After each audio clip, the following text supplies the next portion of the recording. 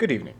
If you've ever been on this channel before, you know I'm very fond of ULTRAKILL, but why do I say this in almost every video, as well as so many others in theirs? Is it maybe the amazing writing and storytelling the game has to offer? Perhaps its enemies, bosses, the funny?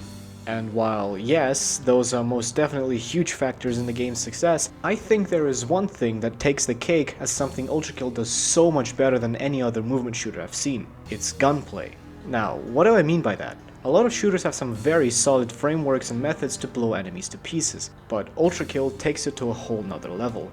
And today I want to talk about this, as well as what makes ULTRAKILL's weapons so fun to play.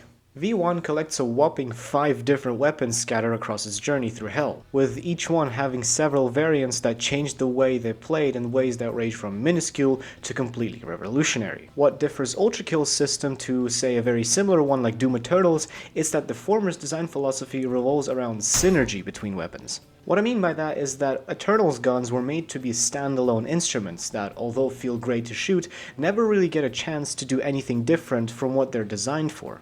For example, the rocket launcher deals really good splash damage, the precision shot on the heavy machine gun is useful for staggering heavy enemies and targeting weak points, the chain gun excels at overwhelming firepower, but that's about everything the guns have to offer in terms of function.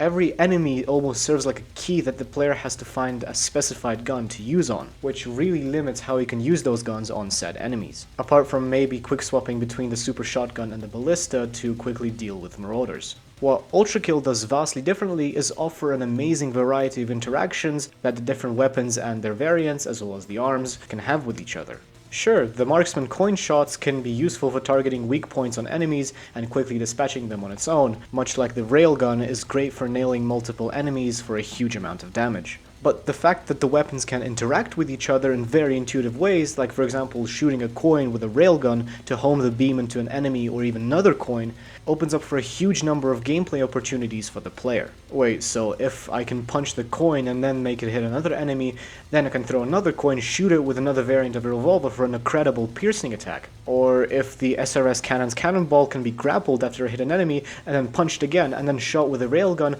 I can do some crazy physical damage while creating a powerful explosion soon after. What I'm trying to say is that ULTRAKILL's weapon system urges experimentation and expression with how interactive and mostly intuitive its guns are. Almost every weapon can be used in an effective way combined with another, leaving the game's arenas to serve like a sort of playground for the player to experiment and figure out satisfying and rewarding ways to play. So much so in fact that the game offers a separate sandbox mode where the player can figure out new strategies to synergize different arms and guns together in a way that is simply a blast to play. This makes ULTRAKILL almost like a fighting game with an almost unlimited number of combos and techniques the player can use, each with a pretty feasible learning curve. The skill ceiling pretty much doesn't exist, since every day there are new techniques that are being invented, from players simply experimenting with what the game has to offer. Some complex, some really easy. After all, everything depends on simply the willingness of the player to learn and implement these new strategies in their playthroughs.